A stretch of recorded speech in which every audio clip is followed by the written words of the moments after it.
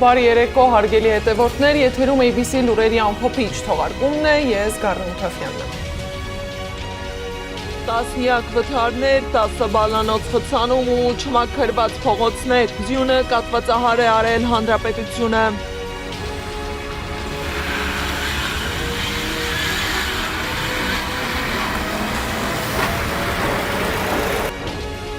Կաթողիկոսի դեմ նոր կեղծ գործ են սկսում, քննչական կոմիտեն չի մեկնաբանում, ինչ է կատարվում Մայրաթոռի շուրջ։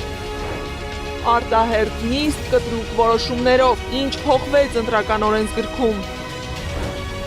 Նոր մանրամասներ Արցախից Հայաստան վերադարձած հայերի մասին, ինչ են հայտնում առողջապահության ու սոցապ նախարարները։ Կարապետյաններն ընդդեմ կառավարության, ով հաղթեց ու ով պարտվեց, Ստոկհոլմի արբիտրաժային տրիբունալը վճիռ է հրապարակել։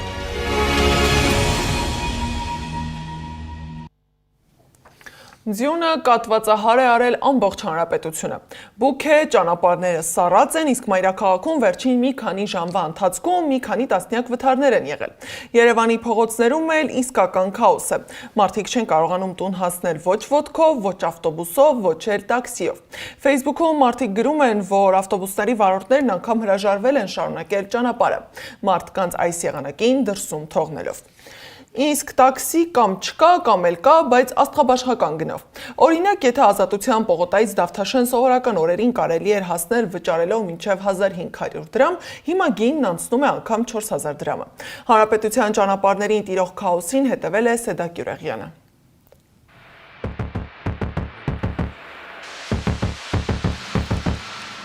10 բալանոց խցանումներ, սահող մեքենաներ ու քաոս։ Ձյունառատ օրերին Երևանի մշտական խնդիրն է։ Ամենավատ վիճակը Մաշտոցի, Սայաթ-Նովայի, Նալբանդյան, Բաղրամյան պողոտաներում է։ Խցանումները ո՞նց են, շատ են։ Բավականին, բավականին շատ են։ Դե սառած է, էլի։ Այո, կենտրոնից են վարձանում։ Դե երևի արդեն մի կես ժամ կլինի, էլի։ Տարօրինակ ցույց տվեք, որ ասենք ինչ է կատարվում քաղաքի մեջ է։ Անտանելի վիճակ է։ Ահավոր վիճակը։ Շատ են խցանումները։ Շատ, ասա թող աղքցեն։ Բնական է, մեքենաները դանդաղ են քշում, սառած է, դանդաղում է երթևեկությունը։ Կենտրոնից եք իջնում։ Այո։ Նույն ձևի ոնց որ ստեղ։ Ինչքան ժամանակում եք բարձրացել։ Չեմ նայել, բայց մի 15-20 րոպե։ Այլանդակ, ահավոր ձևի։ 15 րոպե։ Խցանում է, եղանակային պայմաններ։ Ի հակադրություն սրան, Թումանյան փողոցում օրինակ թեև մաքրման աշխատանքներ դեռ չեն տարվել, այդուհանդերձ խցանում չկա եւ երթևեկությունն ազատ է։ Կենտրոն վարչական շրջանի ղեկավարն ասում է, կոնկրետ այդ փողոցում երթևեկությունը չեն վերահսկում, սակայն համագործակցում են ոստիկանության հետ եւ ուղղորդում այն հատվածներ, որտեղ խցանումներն ավելի շատ են։ Աշխատում ենք իրանց հետ համատեղ, օրինակ նոր ուղղորդում ենք Էսպանի, Ֆրանսիայի հրապարակ, այսինքն այդ խնդրահարույց տեղերը ֆիքսում ենք, ուղարկում ենք համապատասխան արդեն կառույցներ։ Պետոյանն ասում է, կենտրոնում Երևանի աղբահանության եւ սանիտարական մաքրում հիմնարկի 4 մեքենա է աշխատում, 3 մաքրող, 1 աղուավազ ցանող։ Երևանի աղբահանության եւ սանիտարական մաքրում հիմնարկից հայտնում են, քաղաքում ընդհանուր առմամբ 47 աղ ու ավազ ցանող մեքենա է աշխատում, բայց խցանումների պատճառով խնդիր է նաեւ փողոցներում պատշաճ մաքրություն իրականացնելը։ Բայց իհարկե շատ խանգարում է նաեւ երթևեկությունը, որովհետեւ այդ երթևեկության ժամանակ չեն կարողանում նորմալ փողոցներ այդ աղավազը անել։ Փողոցների անանցանելիությունից բացի խնդիր է նաև վթարների քանակը։ Կատվալյանի պնդմամբ որոշ փողոցներ այնքան ծանրաբեռնված են, որ մաքրման աշխատանքներ իրականացնող մեքենաները հարվածել են այլ մեքենաների եւ վնասել։ Երբ աշխատում է աղ ու ավազի մեքենան, այդ մեքենայից խնդրում ենք պահպանել հեռավորություն, որովհետև աղ ու ավազի էքսաբարը ցանիչը ցտում է եւ նրանց այդ դիմապակին ավտոմեքենայի կոտրվում է կամ վնասներ է պատճառում կամ իրենք են գալի կպտում են մեքենաներին բազացի ժամանակ, այստեղ ավելի է բախտանում աշխատանքները։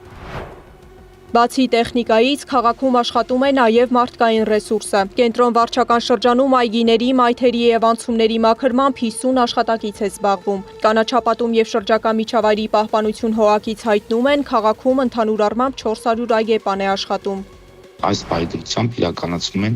այգիների, պուրակների, ջերմուղիների մաքրման աշխատանքներ եւ որ ամենակարևորը վերնանցումների եւ գետնանցումների աստիճանավանդակների մաքրման աշխատանքներ։ Այս պահին կենտրոնում միաժամանակ գործում են սահմանափակ թվով տեխնիկա եւ հարյուրավոր աշխատակիցներ, մինչդեռ քաղաքի հիմնական պողոտաներում երթևեկությունը կանգնած է։ Այս ֆոնին տաքսուգները հասել են աստղաբաշխական թվերի։ Քաղաքացիները ստիպված են խցանումներում երկար սպասել եւ սովորական օրերի համեմատ վճարել գրեթե 3 անգամ ավելի։ Սեդա Գյուրեղյան, Սեդա Մակարյան, Տարոն Ղանդիլյան եւ Անդրանիկ Մասուրյան, ABC Media։ Տեղափոխվենք խորհրդարան, որտեղ ոչ պակաս խառնաշփոթ վիճակ էր։ Հապճեպ գումարված արտահերտ նիստ ու միանգամից երկու ընթերցմամբ ընդունված որոշում։ Խոսքն ընտրական օրենսգրքի փոփոխությանն է վերաբերվում, իսկ ընդդիմությունն անգամ տեղյակ չէր, թե ինչ նիստ է ու ինչ հարց է քննարկվում։ Նիստի ընթացքում իմացան, որ քաղաքացիական պայմանագիրն ուզում է խստացնել դիտորդական առաքելություններին ներկայացվող պահանջները։ Ըստ իշխանության այսպես նրանք ապահովում են ընտրական պրոցեսի թափանցիկությունն ու չեզոքությունը։ Ընդդիմությունն էլ պնդում է, որ այս կերպ փորձելու են լրացնել դիտորդների։ Այսպես էլ սկսվեց լեզվակռիվը, որին հետևել է Անահիտ Սարգսյանը։ Ազգային ժողովի անսպասելի նշանակված արտահերտ նիստը բոյկոտի ու վեճի պատճառ դարձավ։ Ընդդիմադիր պատգամավորները վերջին պահին էին տեղեկացել նիստի մասին։ Երեկոյան ընդամենը Ազգային ժողովի կայքեջում տեղադրվեց խորհրդի նիստի օրակարգի մասին ծանուցում։ ԿՊԱ-ական Արուսյակ Ջուլհակյանը ներկայացրեց օրակարգը։ Հայաստանի Հանրապետության ընտրական օրենսգրքում փոփոխություններ եւ լրացումներ կատարել։ Ներկայացված օրենսդրական նախաձեռնությունը միտված է նշված բացի շտկմանը, ընտրական գործընթացների նկատմամբ չեզոքության, թափանցիկության եւ իրավական կանխատեսելիության ամրապնդմանը։ Ընդդիմությունը բոյկոտեց նիստը, ասելով, որ իշխանության նպատակը մեկն է՝ դիտորդական առաքելությունների ցանկում թողնել միայն իշխանահպատակ կազմակերպություններ։ Արդյոք այդ տիպի փոփոխությունները չպետք է արվեն ընտրություններից 1 տարի առաջ։ Որևէ գլոբալ փոփոխություն չենք անում եւ խաղի որևէ կանոն չի փոխվում այս նախագծով, ընդհանրապես հստակեցվում է արդեն գործող կանոնը։ Արծվիկ Մինասյանն ասում է, ընտրությունից ընդամենը մի քանի ամիս առաջ այսպիսի քայլի հիմքում այլ խնդիր կա։ Զորով, այսպես ասած, այս նախաձեռնությունն էլ առաջիկա ընդամենը մի քանի ամսից սպասվող ընտրություններում իրականացնել փոփոխություն։ Քննարկումները թեժացան, երբ նիստի օրակարգում հայտնվեց իշխանության խոսույթը, թե Հայաստան դաշինքին հրահանգ են տվել քաղաքական պասիվություն ցուցաբերել։ Ձեզ հրահանգել են, ասել են դուք դուրս եկեք քաղաքականությունից, հիմա քաղաքականությամբ զբաղվում է ռուս օլիգարխի կուսակցությունը։ Ըստ ԿՊԱ-ականների հրահանգ են տվել նաև չմասնակցել ընդդիմության բովանդակային քննարկումներին։ Առանց տեսախցիկների խորհրդի նիստին բան են անում, սուր են ճոճում, հետո այստեղ բան, էլի նույն խիզախությամբ սուրը դնում են պատյանում եւ վազելով փախնում են։ Հակադարձ պատասխանը չուշացավ։ Արձագանքելով Կոնջերյանի ասացին, ես չգիտեմ ձեր համար այս կամ այն կուսակցությունը կամ քաղաքական ուժը ով նույնը չի, բայց Հայաստանի Հանրապետության ազգաբնակչության համար ձեր ասածները ու Հայաստանի թշնամիների ասածները իդենտիկ նույնն են ու որպես կանոն բովանդակությամբ համընկնում են։ Խիզախությունից էլ լավ կլինի չխոսակ երբեք։ Իշխանությունը քաղաքական գործընթացներով զբաղվողների շարքին դասեց Հայաքվե նախաձեռնությունն ու Թաթոյան հիմնադրամը, որոնց հետ նույնիսկ չեն քննարկել նախագիծը։ Հայաստան խմբակցությունը որոշեց չմասնակցել նիստին, պատիվ ունեմը դեմ քվեարկեց։ Անահիտ Սարգսյան, Նորա Գևորգյան, ABC Media։ Իսկ այս ամենին զուգահեռ շարունակվում են ճնշումները եկեղեցականների նկատմամբ։ Մասյացյոտնի թեմի առաջնորդական տեղապահը հանդիպել է իրավաբանների եւ իրավապաշտպանների հետ։ Հայ Ռուբենն ասել է, որ ճնշումներն ու սպառնալիքները ծանր ազդեցություն են թողել ոչ միայն քահանաների ծառայության վրա, այլև նրանց ընտանիքների։ Հանդիպմանը քահանաներն իրավապաշտպաններին անուն առառնուն ներկայացրել են այն պաշտոնյաներին, որոնք ճնշում են գործադրել քահանաների նկատմամբ։ Ցավոք, նմանատիպ դեպքերը մինչև օրս շարունակվում են։ Իսկ Մայրաթորը երկու հայց է ներկայացրել դատարան կարգալույց Ստեփան Ասատրյանի դեմ։ Մայրաթորը Ստեփան Ասատրյանից պահանջում է վերադարձնել եկեղեցուն պատկանող Արշակունյաց պողոտայում գտնվող բնակարանը եւ Հովանավանքի եկեղեցին։ Մամուլն էլ գրում է, թե կաթողիկոսի դեմ են քրեական գործ հարուցել, բայց քննչական կոմիտեն հրաժարվում է մեկնաբանել։ Ինչ նոր գործընթաց է սկսվել Մայրաթորի շուրջ, Անի Աբաղյանն է ուսումնասիրել։ Կաթողիկոսի նկատմամբ հերթական շինծու քրեական գործն են սկսում։ Մեծ հետ զրույցում ասել է փաստաբան Արա Զոհրաբյանը։ Նրա խոսքով ամենայն հայոց կաթողիկոսն Արարատյան հայրապետական թեմի առաջնորդական փոխանորդության եւ կաթողիկոսության տարիներին նվիրատուների միջոցով ձեռք բերված որոշ բնակարաններ հատկացրել է ինչպես տարբեր հոգեվորականների, այնպես էլ շողակաթի տնօրենին։ Այստեղ չի կարող որևէ հանցակազմ լինել։ Վեհապար Հայրապետը Մայրաթորի միջոցով իրականացրած Գարեգին B տնաշինական ծրագրով 100-ից ավելի բնակարաններ է հատկացրել կարիքավոր անձանց։ Շողակաթ հեռուստաընկերության տնօրենի խոսքով իրեն վկայի կարգավիճակով հրավիրել են քննչական կոմիտե։ Նա մանրամասներ չկարողացավ հայտնել։ Միակ տեղեկությունն այն է, որ քրեական գործը շողակաթի հետ առնչություն չունի։ Իսկ ինչ վարույթ է նախաձեռնվել, ինչ գործի մասին է խոսքը, քննչական կոմիտեն մեկնաբանություն չտվեց։ Դատախազությունում էլ Գարեգին երկրորդի վերաբերյալ վարույթ նախաձեռնված չէ, պատասխանել է դատախազությունը այսօր ԵՄ-ի գրավոր հարցմանը։ Իդեպ Մայրաթորը 2 դատական հայց է ներկայացրել կարգալույց հռչակված Ստեփան Ասատարյանի դեմ։ Եկեղեցին պահանջել է արգելել կարգալույց հռչակված քահանային մուտք գործել Հովանավանքի եկեղեցու հետևյալ հատվածները՝ Սուրբ Խորան, Ավանդատուն եւ Ատյան։ Երկրորդ հայցով Հայ Առաքելական եկեղեցին խնդրել է պարտավորեցնել Ստեփան Ասատարյանին վերադարձնել Հայ Առաքելական եկեղեցուն սեփականության իրավունքով պատկանող Երևանի Աշակունյաց Պողոտայում գտնվող բնակարանը, այդ թվում բնակարանի բանալիները, կարգալույց հռչակված քահանային եւ իր հետ բնակվող անձանց վտարելով նշված բնակարանից։ Երկու գործերն ինչքանով կապ ունեն միմյանց հետ զուգադիպություն է, թե միտումնավոր քայլ չեն կարող ասել։ Անիա Բաղյան, Գեգամ Ղազարյան, ABC Media։ Իր դիմումի համաձայն կարգալույց է հռչակվել Տեր Շահե Ծայրագույն վարդապետ Անանյանը։ Կարգալույց եկեղեցականն այսուհետև կդասվի աշխարհականների շարքին Արտյոմ Անանյան Ավազանի անունով։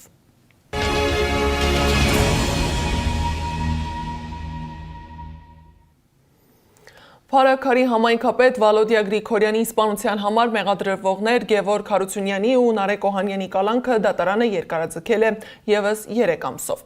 Իսկ Նարեկ Սամսոնյանին այսօր կրկին տեղափոխել են Իզմիրլյան բժշկական կենտրոն։ Այս անգամ որևէ բյուրոկրատական արգելք չի եղել, ասել է փաստաբանը։ Բժշկական անհրաժեշտ միջամտությունն է իրականացվում նրան նախապատրաստելու վիրահատությանը։ Փաստաբանը նաև բողոքարկել է Սամսոնյանի կալանքը 3 ամսով երկարաձգելու որոշումը։ Բայց Հայաստանի բանտերում շարունակում են մնալ բազմաթիվ ընդդիմադիր գործիչներ տարբեր մեղադրանքներով։ Հայրենիք կուսակցությունն է ակցիա իրականացրել հաջակցություն քաղբանտարկյալների։ Համոզված են, որ իշխանությունն ընդդիմադիրներին պահում է բանտերում գալիք ընտրության պատճառով։ Իրավունքների պաշտպանության խնդիրն ենք բարձրաձայնում եւ բարձրաձայնելու ենք։ Որևէ պատճառ չկա, որ այդ մարդիկ պետք է լինեն անազատության մեջ։ Իհարկե, որևէ մեկը պետությանը չի կարող արգելել իրականացնել քննություն, որը պետք է լինի օբյեկտիվ, եւ դատարաններին հնարավորություն տալ այդ քննության արդյունքում իրականացնել արդարադատություն հետազոտված ապացույցների հիման վրա։ Բայց մարդկանց ազատությունից զրկել նմանատիպ օդից վերցրած որևէ իրական հիմք չունեցող հանգամանքներով, որևէ այլ ձև քաղաքական հետապնդումն է եւ այդ մարդկանց Եվ մեր հասարակությանը ընդհանուր առմամբ վնաս հասցնելն է, որևէ այլ նպատակ չկա։ Զուգահեռ Ստոկհոլմի արբիտրաժային տրիբունալն էլ հրապարակել է Կարապետյանների ներկայացրած միջնորդության վերաբերյալ վճիռը, որը կառավարությունը ներկայացնում է որպես իր հաղթանակ, Կարապետյանները իրենց։ Գործադիր մարմինն ավելի վաղ հայտնել էր, որ Ստոկհոլմի արբիտրաժային տրիբունալը ամբողջությամբ մերժել է Կարապետյանների հետի գործի վերաբերյալ միջնորդության բոլոր պահանջները, եզրակացնելով, որ նրանց պահանջած ապահովման միջոցները հիմնավորված չեն։ Նարեկ Կարապետյանն էլ Facebook-ի իր էջում գրել է, որ Հայաստանի կառավարությունը պարտությունը հաղթանակ է ներկայացնում։ Նա ընդգծել է, որ Ստոկհոլմի արբիտրաժը վերահաստատել է ամռանը կայացրած որոշումը, որտեղ պարտավորեցնում է Հայաստանի կառավարությանը զերծ մնալ հետի դեմ որևէ քայլից։ Արցախում մնացած վերջին 10 հայերը եւ 1 ռուս Հայաստանի քաղաքացին Հայաստանում են։ Արցախում այլևս հայ չկա։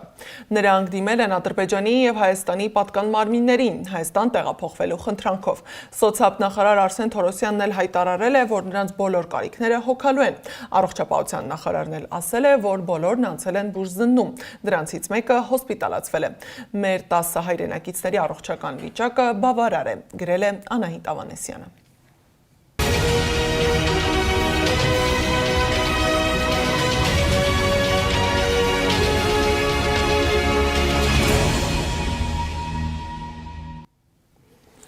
Ճապոնիայի վարչապետ Սանայե Տակայիչին լուծարել է խորհրդարանի ստորին պալատը։ Փետրվարի 8-ին նշանակել արտահերթ ընտրություն։ Վարչապետը փորձում է գործածել իր վարկանիշը մոտ 70% արտահերթ ընտրությամբ իր կուսակցության համար ավելի շատ տեղեր ապահովելու նպատակով։ 465 անդամից բաղկացած ստորին պալատի լուծարմանը կհաջորդի 12-օրյա քարոզարշավ, որը պաշտոնապես կմեկնարկի երեքշաբթի։ Միացյալ Նահանգները ՆԱՏՕ-ի հետ նոր համաձայնագրով հասանելիություն կստանա Գրենլանդիային, հայտարարել է Թրամփը։ Դավոսում կայացած համաշխարհային տնտեսական ֆորումից վերադառնալուց հետո Թրամփն ասել է, որ բանակցություններ են ընթանում նոր համաձայնագրի շուրջ, որը շատ ավելի առատաձեռն կլինի Միացյալ Նահանգների հանդեպ։ Շրջանցելով ինքնիշխանության վերաբերյալ հարցերը, նա նշել է, որ պետք է կարողանան անել այն, ինչ ուզում են։ Այս ժամի համար նախատեսել էինք այսքանը, շարունակեք հետևել մեզ YouTube-ում, Facebook-ում, Telegram-ում, WhatsApp-ում, Instagram-ում ու TikTok-ում կամ այցելեք մեր պաշտոնական կայք www.abcmedia.am։ ABC լուրերը եթերում կլինի վաղը ժամը 12-ին, տաղավարում կաշխատի Սվետլանա Պետրոսյանը։ Ես Գառնիկ Թաֆյանն եմ, շնորհակալություն ուշադրության համար, մաղթում եմ հաճելի հանգստյան օրեր, բարի գիշեր։